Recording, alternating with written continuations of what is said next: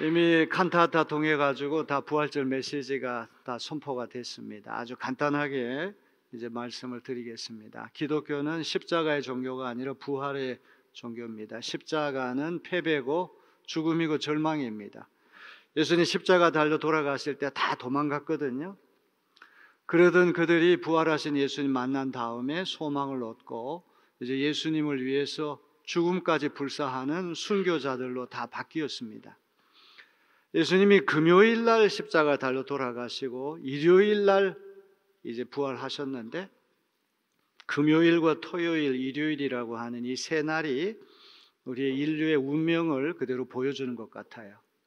Saturday, 이 토요일이라고 하는 날 참 막연한 날입니다. 답답한 날입니다. 어제를 생각하면 죄책감이 생기고 내일을 생각하면 두렵고 이러지도 못하고 저러지도 못하는 금요일과 일요일에 끼어 사는 존재가 오늘 우리가 아닌가 싶습니다. 우리도 뒤돌아보게 되면 후회가 밀려오고 답답하고 죄책감도 생기고 괴롭고 또 미래를 생각하면 막연한 두려움과 근심 걱정이 또 있게 됩니다. 제자들이 금요일, 토요일, 일요일까지 사흘 동안 살아가는 그 삶이 오늘 우리의 인생을 대변해 주는 것이 아닌가 싶어요. 그런데 Sunday is coming, 부활의 아침은 다가오고야 말았습니다. 호련히 부활하신 예수님께서 나타나셨을 때 제자들이 소망을 얻었어요. 우리가 메시아를 잘못 오해했구나. 이제는 메시아가 어떤 분인가를 확실하게 알게 됐습니다. 무엇을 위해 살아야 하는지 삶의 목적이 분명했어요. 그래서 이제 예수님을 위해 순교당하는 것까지 두려워하지 않고 그런 훌륭한 대사도들로 변신했던 것입니다. 사도행전 9장에 보니까 바울 사도가 시리아의 수도인 다마스쿠스에서 부활하신 예수님 만난 얘기가 나오거든요. 이 바울이 사도행전 처음 등장하는 그 모습을 보게 되면 최초의 순교자인 스데반이 돌에 맞아 죽어갈 때 구약의 율법에 의하면 증인이 제일 먼저 돌을 던지게 되어 있거든요. 그 스데반을 죽어야 된다 생각했던 증인들이 옷을 벗어가지고 바울 앞에다가 놓는 것으로 바울이 등장하거든요. 스데반 집사님이 순교당할 때 그걸 승인하고 제거하는 아주 중요한 역할을 했던 것 같아요.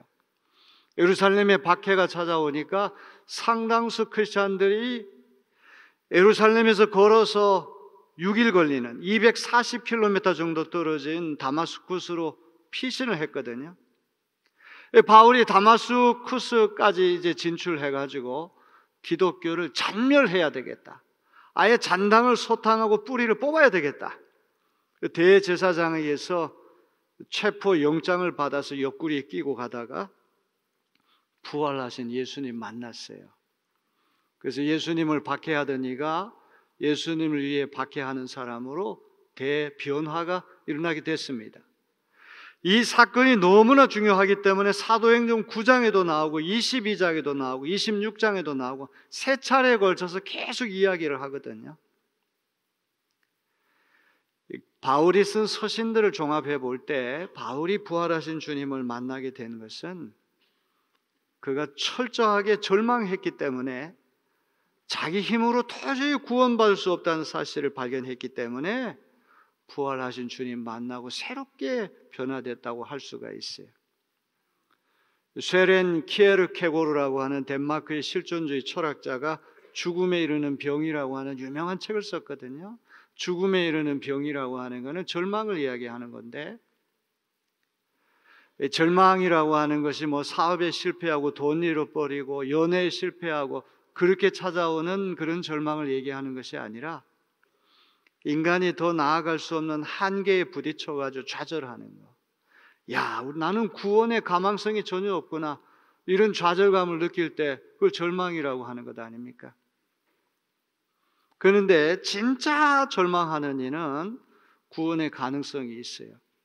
사도 바울이 부활하신 예수님을 만나기 전에는 율법을 지켜가지고 구원받는 생각했거든요. 10계명을 비롯해서 613가지나 되는 율법 계명을 문자대로 다 지켜보려고 했어요.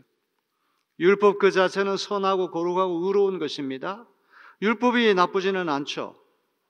그런데 이 율법을 지켜야 하는 인간이 죄로 물들어 있기 때문에 그 죄가 우리 마음 밑바닥에 숨어가지고 잠자고 있어요. 동면 상태에 있는데 하나님 뭐뭐 하지 말라고 율법 계명을 주시니까 그 잠들어 있고 동면 상태에 있던 이 죄성이 꿈틀꿈틀 깨어나기 시작하는 거예요.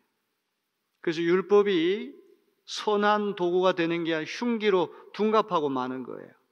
남을 정죄하고 심판하고 잘 지키면 우월감을 느끼고 못 지키면은 어떤 죄책감이 생기고 조금이라도 상대적으로 율법을 잘 지키게 되면 우월감을 가지고 남을 함부로 판단하고 심판하고 이 율법이라고 하는 게 이런 문제가 있는 것이 아닙니까? 부엌칼이라고 하는 것이 가정주부의 손에 사로잡히면 음식을 빚어내는 선한 도구가 되지만 강도의 손에 사로잡히면 흉기가 되잖아요. 율법이라고 하는 그 자체는 선하고 거룩하고 의로운 것인데 죄로 물든 인간에게 율법이 찾아오니까 이 율법이 사람 망치는 흉기로 둔갑하고 마는 거예요. 그래서 사도 바울이 그런 고백합니다. 오호라 나는 곤고한 자로다. 누가 나를 이 사망의 몸에서 건져내랴. 율법 가지고는 도무지 구원받을 길이 없다고 절망했어요. 정호성 시인이 바닥에 대하여라고 한 시를 썼는데 바닥 밑바닥에 우리가 추락한다는 말은 바닥까지 우리가 내려갈 때가 있는데 바닥이 있기 때문에 우리가 딛고 올라갈 수 있는 거예요. 바닥이 없으면 시면 나락으로 그냥 깊이 빠져가지고 우리는 죽어버릴 터인데 바닥이 있기 때문에 바닥이 우리를 받쳐주는 거예요. 바닥이 있기 때문에 그 바닥을 딛고 우리 올라갈 수 있는 거란 말이죠. 자기 자신에도 절망했다고 하는 얘기는 바닥으로 추락했다는 이야기 아닙니까? 도저히 내 힘으로 구원받을 가능성이 없다. 그때 호련히 부활하신 예수님 나타나셔서 그의 인생이 180도 변화가 되었다고 하는 것을 기억해야 됩니다. 그래서 우리가 얘기하는 이신칭의 믿음으로서 의롭다 칭함을 받는 것은 아무것도 안 해보고 미리 전제하는 게 아니라 결과, 이것도 해보고 저것도 해보고 인간의 노력을 총동원해봤지만 내 힘으로 도저히 하나님에 의해 도달할 수 없고 구원받을 수 없다. 모든 인간의 노력을 다 경주해본 다음 끝에 마지막으로는 결과가 예수를 믿어서 값없이 주시는 하나님의 은혜로 말미암아 구원받는다고 하는 우리 기독교의 구원 교리인 것입니다. 오늘 여러분들이 어떤 딱한 형편에 있는지 모르겠습니다. 답답한 일, 괴로운 일, 좌절감이 있고 실패도 하고 또 절망스러운 일이 있다고 할지라도 Sunday is coming, 부활의 아침이 오고 있다는 사실을 믿으시고 오늘 소망을 간직하신 여러분 되시기를 주님의 이름으로 축원합니다.